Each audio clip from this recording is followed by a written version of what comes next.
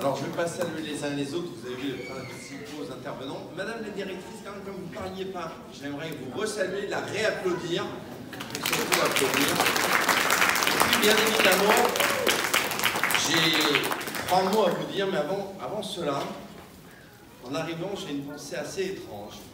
C'est qu'on a des enfants, nos enfants, qui ont construit une ville qui tient debout, alors qu'en ce moment même, ils voient malheureusement à la télévision ce que c'est qu'une ville qui tombe. Moi, j'aimerais qu'on ait une pensée particulière pour les victimes en ce moment même, à l'autre bout de la Méditerranée, et qui ne voient pas leur ville comme ceci, qui ne voient pas une ville rêvée, mais qui vivent un cauchemar. Donc j'aimerais qu'on ait une pensée pour eux. C'est triste, mais en même temps, ça fait partie de la vie, les enfants. Parce que j'aime mieux qu'on vous l'explique, nous, ici, que de regarder des images sans vous expliquer. Voilà. Donc c'est pour ça que je voulais qu'il y ait ce moment un peu d'émotion, qu'on ait cette pensée particulière. C'est bien sûr, en revenant à des choses joyeuses, un plaisir d'être parmi vous pour le vernissage de cette impressionnante exposition. On découvre la géographie. Il n'y a plus que Aulnay, La Seine et Paris. Les autres villes n'existent plus. Ça va bien en tant que maire, ça va. Voilà. C'est une revisitation, comme on dit improprement. Il y a la Tour Eiffel qui est à Aulnay-sous-Bois. Il y a des choses, c'est bien de temps en temps l'imaginaire. Justement, si on compare à tout ce qu'on voit à la télévision, ça fait du bien aussi, ces bouffées d'oxygène. Donc un grand plaisir. Une exposition impressionnante qui a mobilisé de nombreux acteurs. Alors on a parlé, les enfants, de tous les gens importants, les chapeaux à plumes, mais pensez aussi à toutes celles et ceux qui ont porté les pierres, qui ont manipulé, des agents qui ont pris des camions pour ramener ces éléments-là. Tous celles et ceux qu'on ne voit pas aujourd'hui, mais qui ont contribué aussi à vous aider dans le quotidien. Et on peut remercier tout le monde. Et puis vous, les élèves. J'en suis d'autant plus ravi qu'il y a 15 jours, je n'ai pas pu être là pour assister au vernissage. Je m'en excuse encore. Et c'est Franck Canaranzo, mon adjoint, qui s'était chargé de me représenter. Je tiens d'ailleurs à remercier officiellement la Maison de l'Architecture d'avoir choisi notre ville. Alors vous dites, c'est un choix mutuel, mais vous avez aussi choisi notre ville pour participer à cette 6e édition de la ville rêvée. On reviendra sur ce thème-là parce qu'il y a un tel gap, un tel fossé entre ce que je vois aujourd'hui, nos enfants qui rient, et ce qu'on voit ici, et certaines fois ce qu'on lit sur des réseaux, sur des blogs anonymes, que ça me fait énormément rire. C'est une vraie fierté pour nous, mais aussi pour nos élèves, nos enseignants, les parents, de participer à un tel événement. Je remercie bien sûr aussi l'Éducation nationale. Vous avez pris la parole, Monsieur Mathieu Scalabrino, mais aussi, justement, à travers vous, les directeurs, les instituteurs, et puis tout le personnel des écoles qui, tous les jours, s'occupe des enfants et qui a contribué aussi indirectement à faire ce travail.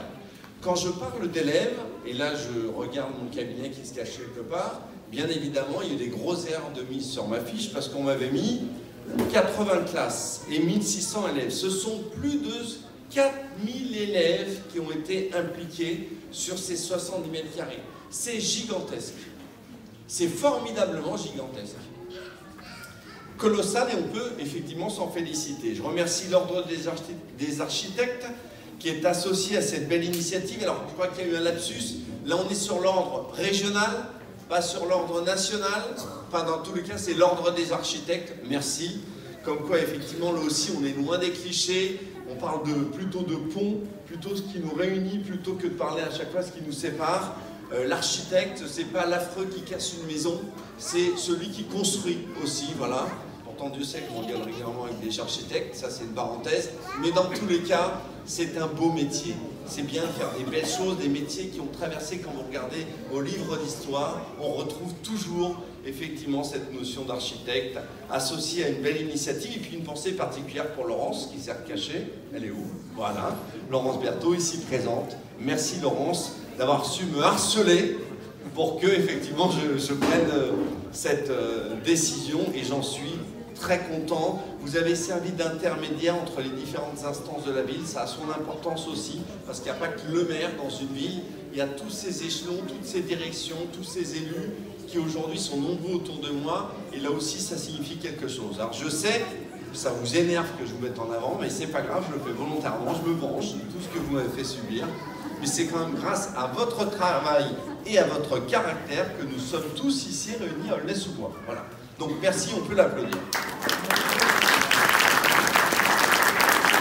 Et puis, il y a toute cette partie officielle, et il va encore plus me détester, mais je veux saluer Marc Ancel, son époux. Parce qu'effectivement, il y a une association dont on ne parle pas le nom, mais qui est toujours là. Et en particulier, quand on est dans cette ferme, c'est l'association Secret d'Archi, qui fait un formidable travail, justement, quand on parle de pédagogie, quand on parle d'éducation, auprès de nos plus jeunes, et qui nous a fait le plaisir de nous offrir le pot ce soir. Donc, merci, Marc, pour ce beau geste.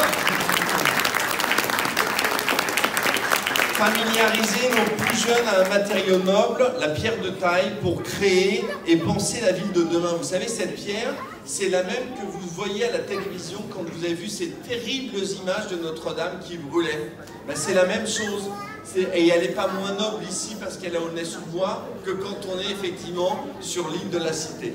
Donc là aussi, ça fait sens. Matériau noble, pierre de taille, pour créer et penser la ville de demain. C'est un programme pédagogique, là aussi, tradition, modernité. Je regarde mes élus, ça vous rappelle effectivement quelque chose. Leur montrer à nos enfants que le monde virtuel, c'est bien, mais que c'est pas ça qui leur permettra demain, effectivement, d'être à l'abri, parce que ça sert aussi à ça, un foyer, feu, abrité, maison, ça fait sens aussi. On est loin des clichés faciles, vous l'avez dit, monsieur l'inspecteur, sur la Seine-Saint-Denis, que relaient en boucle, malheureusement, les chaînes d'information continuent. À Aulnay-sous-Bois, je vous demandais juste encore un instant, après j'ai fini, je suis chef bavard, mais pour les enfants, c'est important qu'ils puissent entendre cela. Il y a 3 semaines, on avait le ministre de l'Industrie qui venait pas très loin d'ici visiter l'industrie Guervais et qui ensuite voyait la formation qui se faisait à Aulnay-sous-Bois. Avant-hier, nous avions Valérie Pécresse qui venait saluer les enfants. Moi, je suis Jurassic Park, j'appelle ça encore Facebook, maintenant c'est Meta. Vous aviez effectivement le PDG Meta Europe qui était à Aulnay-sous-Bois pour voir l'initiative de formation des plus jeunes autour effectivement des métiers, pour lancer l'académie du métavers à Aulnay-sous-Bois. Vous voyez un peu le pont que je fais entre cette académie du métavers et cette maquette en pierre de taille qui est faite aujourd'hui. Je pense que là encore, il faut créer un lien et non pas séparer, parce que c'est ce qui va faire leur devenir demain à eux, nos enfants. Aujourd'hui, on est devant un projet qui a fait rêver nos enfants, qui a créé des vocations, j'espère peut-être d'architectes, d'urbanisme, mais aussi tous ces métiers dont on parle moins aujourd'hui, où il faut utiliser ses mains pour faire quelque chose. Et c'est la praxis, faire se faire. Et ça aussi, c'est bien de le dire à nos enfants. Tu vois, j'en perds mon discours, je te remercie. Voilà ce que nous voulons à Aulnay-sous-Bois, voilà l'image que nous avons de notre ville, que nous aimerions tellement voir plus souvent dans les médias, mais ça ne les intéresse pas malheureusement. Ça les intéresse beaucoup plus quand on voit des poubelles brûlées, qu'on voit des événements dramatiques. Alors bien sûr, on a eu aussi, c'est quand même fou, parce que je vous regarde, si on vous avait dit à vous et à moi, maire, que face à ce bel objet, face à cette œuvre, les compagnons parlaient d'un chef-d'œuvre, entouré d'enfants, on aurait quand même eu des décérébrés qui, sur des blogs anonymes, auraient été capables de critiquer ça, ben on l'a quand même eu. Voilà, on l'a quand même eu. Donc effectivement, une petite pensée pour ces gens. Vous savez, il y a des gens qui s'ennuient chez eux et qui n'ont qu'une chose, c'est finalement de critiquer de manière anonyme.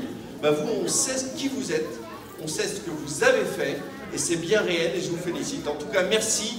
Longue vie à l'Ordre des architectes, longue vie à notre partenariat avec vous, et on se reverra dans tous les cas. Merci.